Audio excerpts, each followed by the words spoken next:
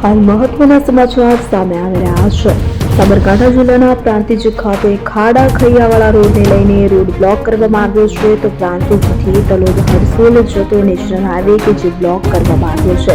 સામાજિક કાર્યકર અનિલ પટેલ દ્વારા રોડ વચ્ચે ઉભા તેઓ થઈ ગયા હતા, રસ્તો બ્લોક કર્યો હતો। તાલુકા સેવા સદર પાસે રોડ વચ્ચે તેઓ ઉભા રહી ગયા અને રોડ નહીં બને ત્યાં સુધી ઉભો નહીં થાવ એવું જણાવ્યું હતું। છેલ્લા 5 વર્ષથી રોડ બનાવવાની માંગ છતાંય મંજૂર થયેલ રોડ ના બનતા વાહન ચાલકો હેરાન પરેશાન થઈ રહ્યા છે। ખાડા ખૈયાવાળા રોડને લઈને અનેક લોકો ખાડામાં પડતા હાડકા ભાગ્યા છે। તો ખાડા ખૈયાવાળા રોડને લઈને પ્રાંતિજ 3 રસ્તાથી રેલવે સ્ટેશન ફાટક સુધી પસાર થવામાં 20 થી 25 મિનિટ જેટલો સમય લાગી જાય છે।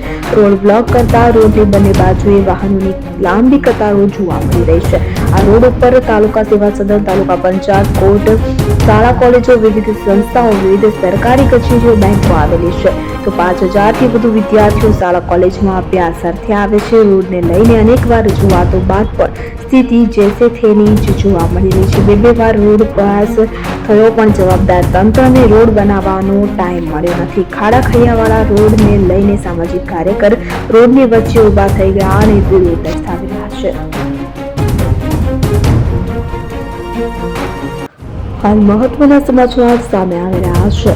સાબરકાંઠા જિલ્લાના પ્રાંતિજ ખાતે ખાડા ખૈયાવાળા રોડને લઈને રોડ બ્લોક કરવામાં આવ્યો છે। તો પ્રાંતિજથી તલોદ હરસોલ જતો નેશનલ હાઈવે કે જે બ્લોક કરવામાં આવ્યો છે। સામાજિક કાર્યકર અનિલ પટેલ દ્વારા રોડ વચ્ચે ઉભા તેઓ થઈ ગયા હતા, રસ્તો બ્લોક કર્યો હતો। તાલુકા સેવા સદર પાસે રોડ વચ્ચે તેઓ ઉભા રહી ગયા અને રોડ નહીં બને ત્યાં સુધી ઉભો નહીં થાવ એવું જણાવ્યું હતું। છેલ્લા 5 વર્ષથી રોડ બનાવવાની માંગ છતાંય મંજૂર થયેલ રોડ ના બનતા વાહન ચાલકો હેરાન પરેશાન થઈ રહ્યા છે। ખાડા ખૈયાવાળા રોડને લઈને અનેક લોકો ખાડામાં પડતા હાડકા ભાગ્યા છે। તો ખાડા ખૈયાવાળા રોડને લઈને પ્રાંતિજ 3 રસ્તાથી રેલવે સ્ટેશન ફાટક સુધી પસાર થવામાં 20 થી 25 મિનિટ જેટલો સમય લાગી જાય છે। રોડ બ્લોક કરતા રોડની બંને બાજુએ વાહનોની લાંબી કતારો જોવા મળી રહી છે। આ રોડ ઉપર તાલુકા સેવા સદન, તાલુકા પંચાયત, કોર્ટ, શાળા કોલેજો, વિવિધ સંસ્થાઓ, વિવિધ સરકારી કચેરીઓ, બેંકો આવેલી છે।